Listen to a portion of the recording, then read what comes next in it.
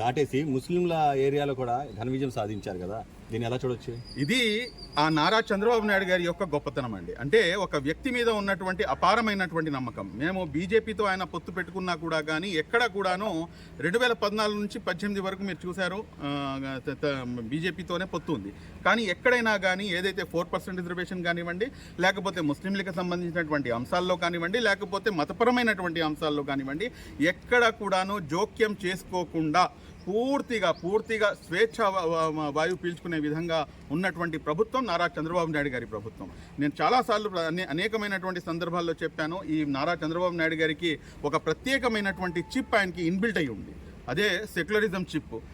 ఈ దేశంలో మీరు చూసుకుంటే కనుక ఈరోజు ఎన్డీఏ ప్రభుత్వం ఏర్పడింది, కానీ నారా చంద్రబాబు నాయుడు గారు ఎన్డీఏలో ఉన్నారు కాబట్టి ఖచ్చితంగా ఇక్కడ నుంచి పూర్తిగా సెక్యులర్ భావజాలంతో ఎన్డీఏ ప్రభుత్వం నడుచుకుంటుంది అన్న సంగతి కూడాను మీరందరూ కూడాను గమనిస్తారు రాబోయే రోజుల్లో ఇన్షాల్లా.